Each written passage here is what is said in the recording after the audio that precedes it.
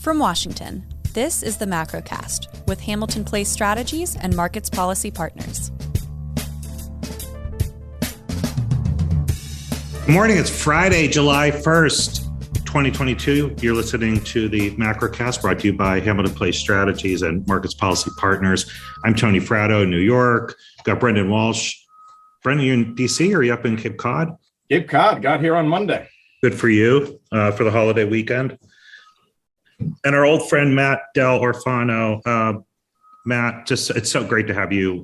Great to have you back on. So I actually went back and listened. I think it was March 20th of 2020 was the first time we had you on. Is that right? Sounds right. Sounds right. At the beginning of the shutdown. Yep. Yeah, we were in the podcast booth. We haven't been there in a while. Since then, yeah. That's right. And obviously, so much changed since then. It's when I went back and listened to it because, which I always like to do whenever we have guests come back on, not to see if you said something stupid. Usually, I'm sure I did, so that's fine. Well, everybody was kind of stupid there, but when I listened to it, I thought we were actually kind of prescient on. Look, that was a week we were spending a lot of time talking about Fed response, and whether the fiscal package. It was funny. We all concluded that on that day they were talking about a $1 trillion package, and we all kind of concluded that's ridiculous, double it, and which they ended up doing actually in short order. Some ways here we are. Not talking about the outcome of those acts, or at least not so much at that point on the fiscal side. I think all the fiscal spending in 2020 was pretty well absorbed. Certainly, the start of the monetary policy response in March of 2020, which was pretty significant in all the tools that they used, and I think we can all conclude. I think everyone has now pretty universally concluded that they went too long with some of the tools, and we're dealing with some of the outcome of that with sustained inflation at rates faster than a lot of anybody named Larry Summers didn't anticipate, and it's going to be with us for a long time and causing a lot of economic upheaval right now, political upheaval as well.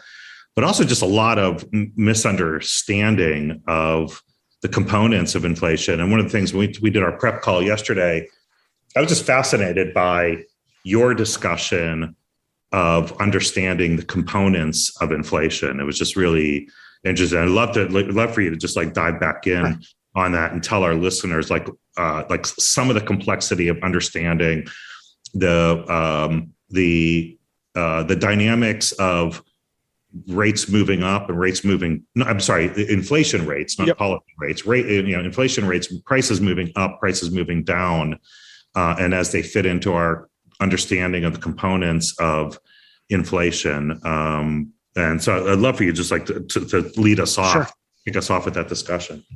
Sure. So, I think obviously a lot has happened in those couple of years, and there has been a lot of spending that popped up because of stimulus. There's been a lot of supply chain constraint, some of it because of direct labor issues, some of it because of issues overseas, for example, China production shutdowns, and a lot of, I'll call it, retailer response in terms of, hey, if there's not enough goods, I don't have to mark things down. And a lot of rotation between everyone buying home stuff and then reemerging from COVID and all of those things. The way I try to describe it is every one of those in isolation, when you're looking at any kind of inflation number that we love to aggregate and make something simple out of, is kind of like a rat going through the snake, right? It creates this lump, right? But the problem is we have so many of these lumps going in so many different directions, it's really hard to see what's actually going on. And so the easiest thing to do is to default back to, hey, here's the aggregation, right? And you can get duped one way or the other way pretty easily. And all of this can matter a lot for the markets when they see a big inflation number, a headline number last month, for example. It can matter a lot to people on the ground. We can talk economic numbers all you want, but when gas prices go up 50%. There's 10 to 15% of the population that is in real pain, right? So we can't discount these things and say, oh, this inflation number is real and we made these adjustments, et cetera. So the best thing we can do to try and be thoughtful about policy, to try and be thoughtful about how the market's going to approach it, is to try and disaggregate it, understand it, and then make some judgments around there. That's sort of our starting point as to why it's important. And as we go through these time periods where inflation we've had big moves one way or the other, now it's really important to try and work together to understand the differences and what we can do to both alleviate pain, to do a right job, the Fed do a good job to make policy decisions, and also be thoughtful about how we're going to invest and what constituencies care about. So that's the starting point. And I'm glad to talk about some details. We can dive into that. But that's the starting point. So I hope, is that where the angle that makes sense for you? Yeah, absolutely. That's exactly right. Yeah. Great. So I think, we you mentioned our prep call. I think the way we laid it out is, I think people think we just come on here and wing it, Matt. Yeah. I guess pull back the curtain a little bit, that we actually do. Yeah. Yes. Prep. There's a spreadsheet. We're in good shape, guys. Yeah, there's prep that goes on here. Yeah, believe it or not, different direction, but we do actually prep. Yeah, whether the prep translates into the actual podcast. This is a professional podcast. This is not like DIY. No one's in their basements right now. Yeah. So look, I think a couple of things that I try to do, and I'll talk about the CPI because there's CPIs. Look, they are doing, and I will tell you, we are very lucky in this country. I cannot express it enough how lucky we are to have massive teams of people, and whether it's at BLS or BEA or many of the other measurement agencies that are well funded to be able to make these measurements. Because there's places in the world, developed places in the world, where there's no way we could have this conversation because they don't do that. So all of that, these folks do incredible work, and they give us the best estimates they can, and they revise them, and they're open and honest. And I'm always impressed where I can literally pick up the phone and call VLS or the BEA, and they answer, and they'll tell you an answer to any question. So we're very lucky to have those agencies be well funded because they do incredible work. And so I think one thing that one thing we try to do with the CPI, which is the Consumer Price Index, which is trying to represent what people feel on the ground, we try to look at a couple things. The headline, obviously, because that affects how people are shifting spending. If you're spending more on gasoline, you're spending less on home goods. That's a thing. But we're also in this last couple of years trying to take out those lumps in the snake, as we like to call them.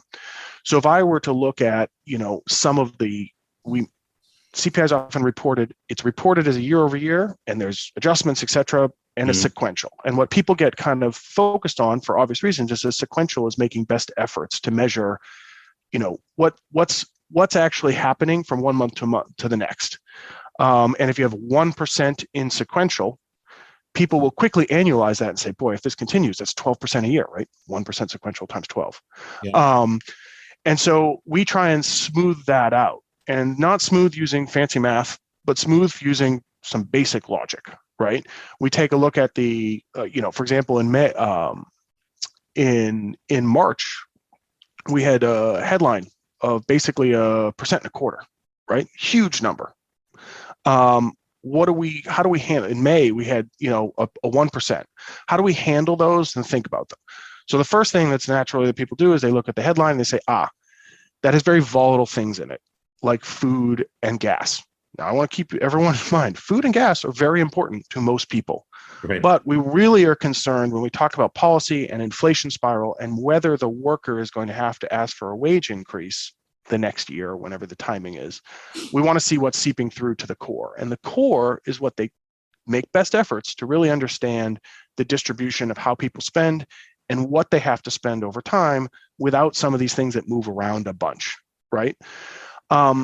We try to take that one step further, and we try to go through things that have had big jumps because of COVID. So we can talk about things like the last couple months have had huge increases in airline spending. Right. Why'd fares go up in 1 month? Well, jet fuel went up because Ukraine was invaded by Russia, right? Great. big contributor. Planes were not staffed properly, and everyone wanted to go on vacation. So do I want to take that number? Vacation season too. Correct. Do I want to take that number and just to be clear, in the core, they're measuring it very well, properly. But maybe I want to think about what I'll call it, the subcore is, right? Where I want to remove things that were battered that were battered and coming back. And in this year, it's been the services. So I want to remove things that have had big weighting changes. And we'll talk about used cars in a sec. But, used cars, when you look at the weighting, these are rough numbers, 2%-ish of what people spent. That's best estimates on an annual basis. And the used car price to the consumer includes both the car and the margin the dealer makes. But now we have situations where used cars, because of the price increase relative to other things, remember it's a relative spending basket, is now 5-ish%, a little higher. So did the world really change that much? And by the way, if you get in a car accident, your car is totaled and you have to go purchase a used car, or if you have to get to work, it stinks right now because you have to pay a lot for a car. But do we want to assume that goes forward? So we try to remove those elements. And by removing those elements, what I've noticed is basically that we've come down materially. If these are sort of the right way to think about it. If you're doing a 1-ish% headline, and you're doing a 60-ish basis point, 0.6% core, we're kind of coming in at a 0.35, 0.4 of this reweighted index of things that have stabilized. That is down a lot from last year. Why is it down? Because the price pass-through is slowing down. Now, could we have an issue over the winter where, hey, we require stuff that's made out of plastic to keep our lives going, and oil is up, and that will pass through? It absolutely will. But are we seeing the customer push back when Walmart comes out in their public press release and says, hey, we've had a big switch in the way people are spending on home goods? That's a price response. Sure, it's a price response to people feeling pain on the gas, but it's also an indicator that we're either going to switch down to private label versus branded, or, hey, they're going to have to shrink the quantities again, or we're going to use less stuff. And we're starting to see that demand retrench in the goods. And I think we'll very much see those smooth numbers be extremely relevant and start to reconverge in the back half of this year as the travel stuff starts to tone down. So that's how we try to look at it. And we'll go to more components. I mean, Tony, do you have what other details there help make that useful to people? And obviously we'll talk about the used car thing and the margins in a minute. Yeah, I definitely want to get into that. I was trying to think of what are some of the other sectors that sort of fit that same model of where we can, think about them the same way in the especially sure in the near term. And I think of that as the second half of this year and maybe into 2023. Sure. I think travel stuff. So hotels, rental cars, other airlines, and we're worried about labor shortages and issues. As that stuff cools or goes through the rat goes through the snake, you'll see those changes. In terms of continued changes in the goods, recreational items, and think about everything from ATVs to boats to sports equipment, that kind of stuff, which is a surprisingly decent weighting in the numbers, and other elements where we still see the supply chain pain because of semiconductors, because of different schedules of production shutdown, and that's pretty much autos, right? We saw GM came out this morning, and say our shipments are down. I think if I'm misquoting slightly, I believe they said their shipments are down 15% quarter on quarter versus 21. Yeah, think about that for a second. Yeah, right. So, it was interesting. I didn't get a chance to look at it that closely either, Matt. But I did see a number of something like they've shipped something like 95,000 cars that are missing something, right? Some component. Which I think I remember talking about this last year. We had bought a new car, and because of the chip shortage, we only had one key. We finally got our second key. A couple months ago. No, but it's simple stuff where they can't get them on the road. One of the big issues, the tire pressure monitor. Oh yeah. Because I think every year the regulation. Do those even work? They do work. They do. And I think it's since 16 or 18. I can't remember when they changed the regulation. You can't ship a car in the US without them. It's like shipping without headlights. And so that's been a huge holdup, is the tire pressure monitors. These tiny little things. So stuff like that. But that 95,000 cars that I believe they said they have kind of sitting around because they can't get them in the customer's hands, those are going to come to market, right? Yeah. So that's going to affect a lot of other things. I think that's actually a great segue to talk about sort of some of the weighting issues. Yep. So, we kind of talked about the categories. So when we think about travel, some goods that had too much of a spike in price, those matter a lot. Moving on to a specific category. Why does it matter? What are the numbers? And I mentioned to you, like the used cars are a great example. Roughly, definitely, cars have gone up. Used cars are 200% more expensive than they were before COVID. It's a round number. It doesn't matter. The point is that that's a lot. That's a lot. And because of the weighting, and now from the consumer's point of view, that includes the price of the car, but also the margin the dealer is making, right? And the dealer has to work harder to get more inventory. They have to think about these things. If there's dealers are now confronting the other side of the story, which we'll talk about in a second, when you think about what the consumer sees and how we measure it, it's gone from about 2% of the weighting to about 5, almost 6% of the weighting. Okay, what does that mean? That means that if car prices have gone up 200% and they come down 10% in any 1 month, which I don't think anyone would look at that and say, well, that's unreasonable if there's more new cars available or if inventory frees up or the summer's over, no reason cars wouldn't come down 10%. Well, if you do that in any 1 month, that can actually detract, rough math, 50 basis points, 0.5% from your inflation number. So just like we take out the stuff that went up too much, we in our numbers try to take out the stuff that goes down too much to really understand what's going on. But it is highly likely that we will have inflation prints over the next 6-ish months that have big downside surprises, I'll call them. Are they really surprises? No. But is it hard to estimate the timing? It is. And so when we think about that and we see these numbers print, it's really important to try and dig into the details and understand that we're not make decisions or policy decisions based on these underlying elements that might move too quickly. Because that could be a situation where, and I'll say it, it sounds crazy, but there's a real opportunity where we could have a negative 0.6 or 0.7 on inflation. People say, how's that even possible? The core. Because what if you had 10% decline in new, 10% decline in used, and a 7%-ish decline in airfare, and hotels come off a little bit? You have a negative inflation rate. And that's a realistic possibility. That's probably going to happen. Sure. We just have to understand that it's out there, that it's a probability. If you understand that can happen because of the way things are acting and how the weightings have changed, no problem. We can make good decisions. It's just making sure that people really understand that and don't over focus on it and don't immediately say, oh, these measurements are bad because they move around a lot. No, they're quite good. You just want to look at the underlying and make have a custom index or, talk to the agencies who measure it and have them help straighten it out because there's a lot of room to do that.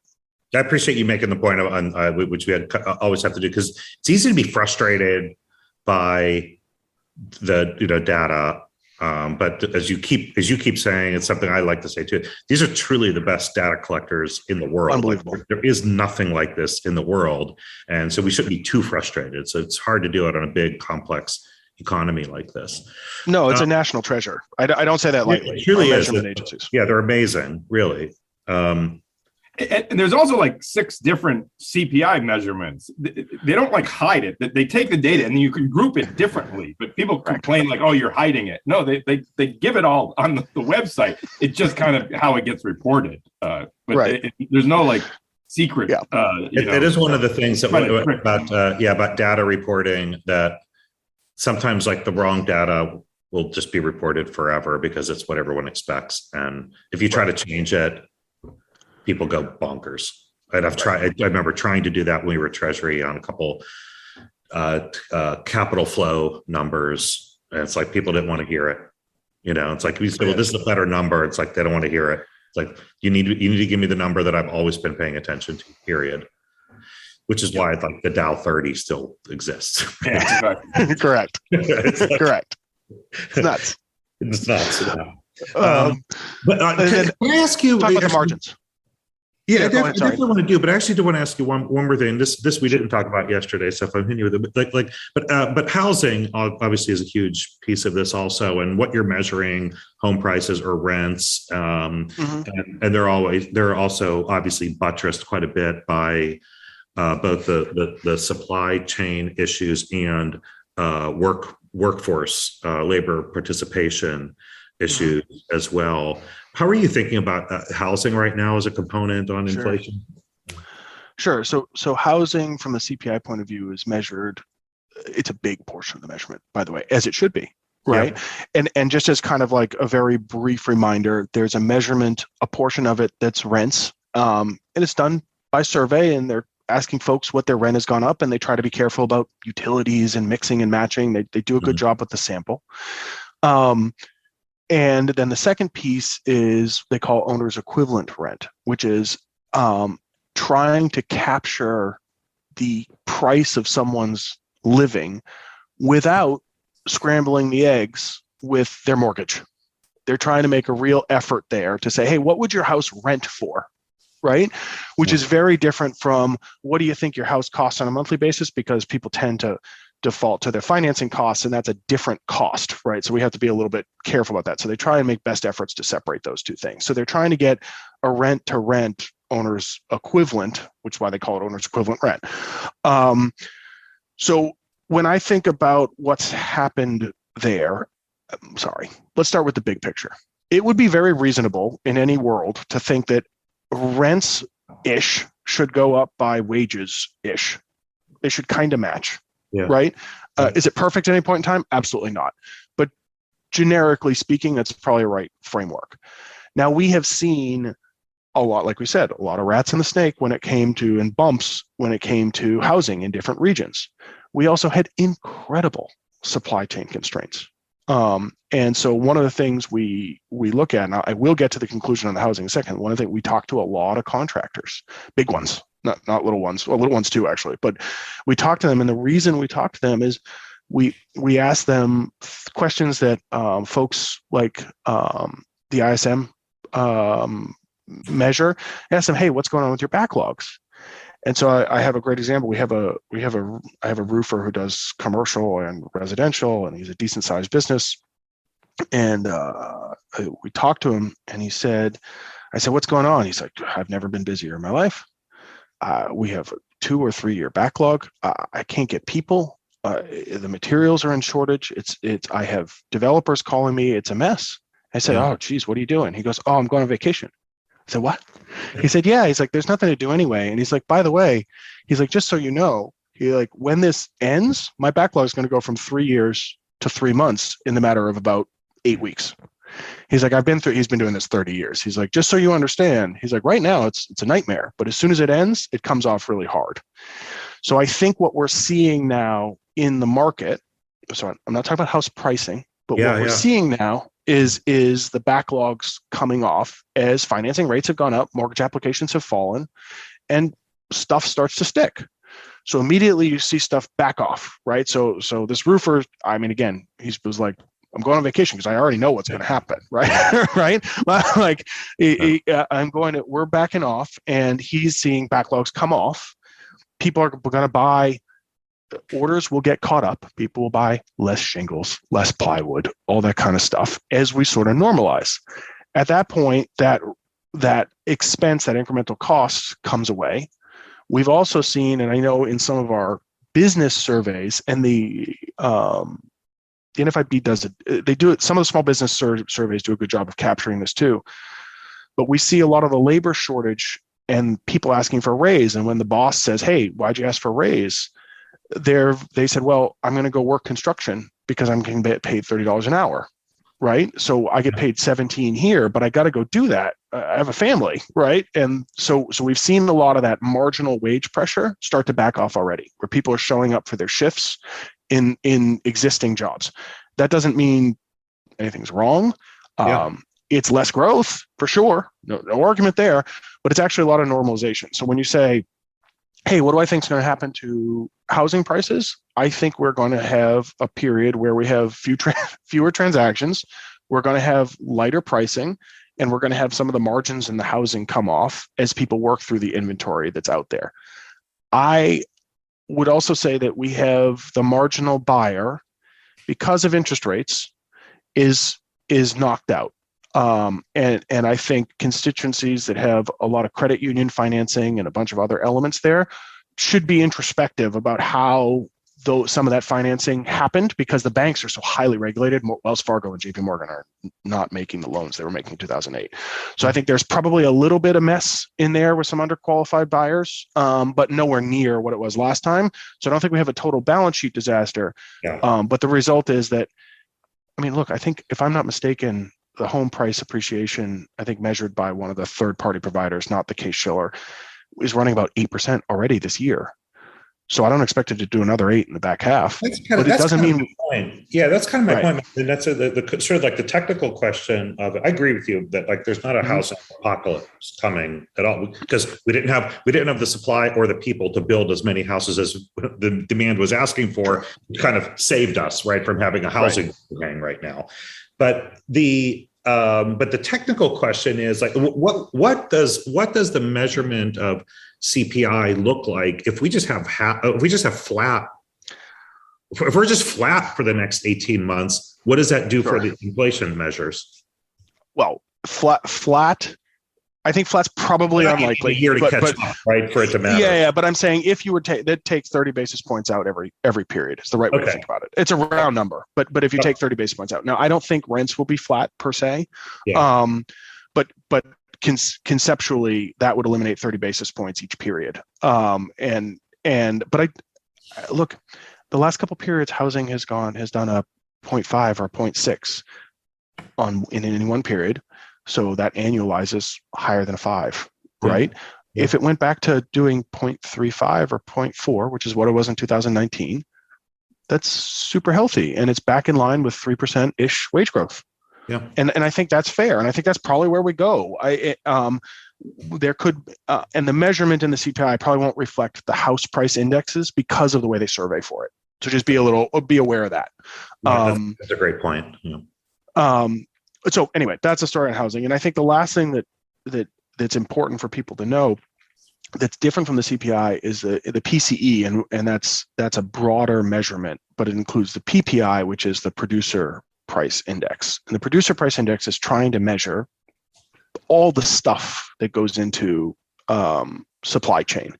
And I'll give people, I try to give the gasoline example because it's sort of easier to understand because everyone uses it. Imagine you drilled a barrel of oil here in the US, and then you sold that barrel of oil to a refiner in the US who made some gasoline out of it. And then you sold the gasoline to a gas station, and then the consumer bought it, right? So there's kind of 4 pieces of that: the raw, we add value to it, we distribute it, and then the guy buys it, right? That's sort of the right, it's oversimplified, but that's kind of the way to think about how they try to measure the producer stuff, because they sell to each other, right? So you can't just take the end price. Yeah. So one of the big measurement things that happens at PPI is called the trade margins, right? And what they're trying to do is, it's a retailer or wholesaler's, their selling price less the cost of the price. So it's trying to measure the margin. And I'll go back to the gasoline example. When gas prices, let's say wholesale gasoline prices go up, your local corner gas station sees that they're going up, they raise prices by 10 cents. Just using example, let's say wholesale prices only went up. Starting point is gas prices X, they're making 6 cents a margin. Yep. They see gas prices go up, they raise prices 10 cents. On that day they raise prices, they're making 16 cents, right? Now immediately gas follows, right? So you can see situations where as gas prices go up, the margins actually expand briefly before they come back down. When gas prices go down wholesale, the margins stay higher and then follow down, right? So there's a lag in there, a very natural one. But for bigger folks, bigger industries, so think about distribution companies, wholesale distribution, trade, trucking. These are huge industries in parts of our country, right? And everything from distributing your AC unit to wholesale food to all of this stuff, right? That people supporting the plumbers and the tradesmen that work every day. When we think about that, those folks received price increases from manufacturers, in many cases, multiple price increases. I mean, 4 or 5 sometimes last year. And so at that point, housing, I'll use housing because we were just talking about as an example, housing was going really well and people were staying home. So if your AC unit broke, there was probably a little more money to spend. People didn't feel bad. And so if it used to cost you for a whole house air conditioning system, $10,000. By the time, the manufacturer raised prices, the plumber had to raise costs because of labor, and the wholesaler had high demand. So they took up about it. So now your price is $13,000, but they all kind of got $1,000 more of that margin, right? They kind of split it. It's again, an oversimplification. So now what we're seeing in the deep nitty gritty of the numbers is we're starting to see the wholesale margins start to expand less. I didn't say negative, right? Yeah. But start to expand less. And that starts to drive, you can take it a bunch of different ways. You can say manufacturers aren't asking for price increases. You can say wholesalers are eating the price increase of the manufacturer because they don't want to lose volume. Yeah. Or you can see they went to the plumber or the HVAC guy and they said, hey, can I raise the price? The guy said, no, I can't charge my customer anymore. So we're seeing the demand push back. All of that's actually quite healthy because we had quite a lot of capture there that we probably shouldn't have had because of supply chain and other things. So as that capture comes off, there will be industries where it's negative that will bring the numbers down, but there will also be just sort of a normalization there. And that will start to bring the core PCE in a lot tighter. So that'll probably give folks at the Fed, et cetera, a little bit more leeway. You care about understanding those margins a lot because if you have big manufacturing companies and they care about their pricing, seeing that wholesaler pushback is something they're going to worry about before they make their next hiring decision, right? So we have to go through that, and that normalizes the wages. So I think we're in the numbers from the bottom line is the numbers, whether it's the funky stuff that's had big impacts on the consumer because of supply chain constraints or whatever we talked about, whether it's big weighting issues like the used car example we gave, or whether it's the margin components. It's highly likely, given what's going on in the underlying numbers, we're starting to see that normalization come to fruition, and it's going to be painful for some and beneficial for others, and just sort of taking a breather and really trying to understand that will help make everyone make some better decisions. When you're looking for evidence of that, I mean, so you're looking at things like PPI. Are you looking at earnings reports also on sort of anecdotal on how they're? Of course, yeah. Of course, no, definitely. And like I said, these earnings reports can get really twisted, and the whole concept of corporate greed comes in, et cetera. And it's hard because, I use an example people can probably get their heads wrapped around is if you make whatever crackers or candy bars or whatever that you sell to customers like Walmart, look, made up numbers here, but let's say your cost of grains and wheat and all this kind of stuff are, 40% of your costs, right? Yeah. And those prices go up, whatever, 10%, right? So your cost as a portion of your total top line just went up by a material amount, 4 points. So when you go and ask your wholesale, your customer for a 5% or 7% increase, you're picking up a little extra margin there. Well, you're protecting yourself because you're the one that has to build the inventory at these higher prices. So big rational consumers, big, huge national chains, they don't think that's strange, but it can be very painful for the consumer. So we're still in that period where I think in the second half of this year, we'll start to see, as costs normalize, we won't see those ups and downs, and we'll start to normalize where the margins are. And in some cases, they'll stay a little higher. In some cases, they'll come back down. And I think there's room there to interpret that, but you have to be a little careful. If you see sales are really great for a company that raised their prices 7%, well, if their goods inflation is only 4% of that 7%, of course they made more money, right? Yeah, but that's not because they necessarily did anything greedy. They're just trying to prepare for the inventory issues. For sure, yeah. And we could do a whole show on sort of the inventory problems that the companies have had because they went through a long period of just like whatever you can get, order it because you can't get everything, right? So whatever it is that you can get it through. And and then we changed the way we consume too, because we left our houses and went out into the world. So that's what I want to. That's actually what I wanted to finish on. Brendan, is just like it's just this question on getting a sense of like how to think about rotation, right? Like it is like it's easy to see rotation from goods to services when we're looking at,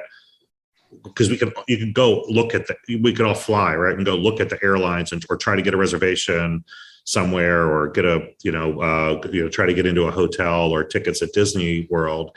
So you can kind of see that. That's pretty easy to test, but there are lots of places where it's hard to see. Like, how are you thinking about the rotation from goods, which in my mind, most goods things are pretty easy to measure. Some services things are easy to measure, but some aren't. Like, how do you think about that? So I think, sure, there's a lot there. Remember, really rough numbers again. Let's call goods are 30%ish, and services are 70% of the economy. So there's also sort of the trade-off weighting there. When you think about things that are tough to measure inherently, nonprofit hospitals helping communities, really hard to measure, right? Just a hard measurement problem.